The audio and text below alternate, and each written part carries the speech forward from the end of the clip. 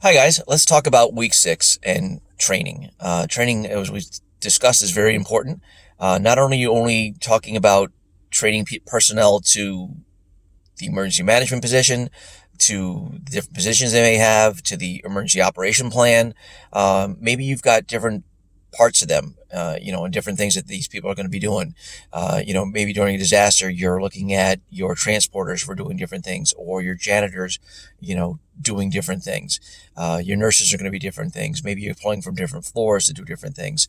So you've got to put a powerful plan together. Not only are you talking about, the EM doing the training, most facilities have personnel that are assigned in training. So you've got to, work with these people. Throughout the year, they've got their own training to do. Maybe it's CPR, ACLS, other training that they need to do, for onboarding and things like that. So you have to work with those personnel also. Maybe as an EM, you've got, experts coming through, or maybe you've contracted with somebody to come in and do the training.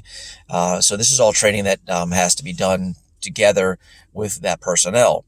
Again, let's talk about those people that you're training. What is the message you're sending? How are you sending it? Also remember that you have different levels of education. You have people that maybe barely have a high school education, to personnel that are doctors, and others that are having high colleges levels. So you've got to tailor your education towards those people that you're talking to.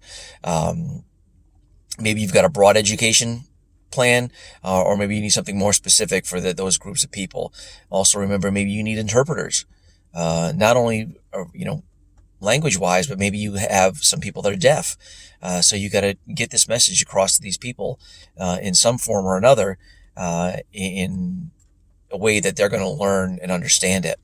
Again, remember, throughout the year, maybe you can do small things to bring people together, in small little groups, to touch on things, maybe little different changes in the plans, maybe just stuff to familiarize people with, or jog memories with. It doesn't have to be full-blown classes. Maybe you can have a quick round, lunch discussion, come up to a table and talk to people, say, hey, listen, I need 5 minutes of your time. Let's talk about emergency management. Or maybe at the beginning of a shift that you can do it, or at the end of a shift, no more than 5 or 10 minutes worth of their time. You don't have to have full blown classes. Same thing with testing things. Maybe you're testing a little part of it. Say you come up to a group. So, you've been tasked with being XYZ. What do you do? Where do you find the information? It's a kind of memory jogger, and a test of whether or not the system's working, and that these people are trained high enough. Always think outside the box. Never do the same thing. Don't do PowerPoint, all the time. Videos, talking to people, whatnot, group activities, things that make people learn and want to have fun in class. Because I've sat in a lot of classes and been like, I don't really want to be here, and never learned anything because I didn't want to be there. But if you make it interesting, make it fun, people are going to learn, and they're going to want to come back to other classes. We're coming into week 7 right now. You guys have done great. I'm really happy with what I've seen from you guys. I made an announcement. Please, if you would, please do the end of year survey. I definitely look at it. I use what people say to change the classes each time to make it better for the next class. So if you guys have suggestions, things that you liked, what you didn't like, again, remember, I just rewrote this class in the latter of 2 or 3 weeks before class started. So I'm looking to improve it for the next guys that are going to be taking it.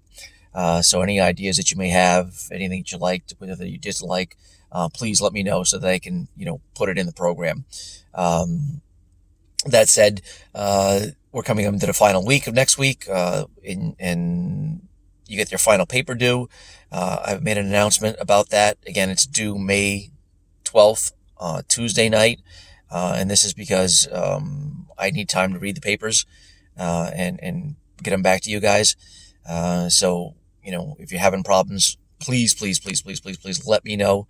Every day that it's late is 10% off, right off the bat. And I do understand there are problems in life that happen, please let me know immediately. Just shoot me a text, shoot me an email. Hey, I'm having problems, and we'll go from there. That said, you guys are doing great. Keep up the great work. I'll see you in class.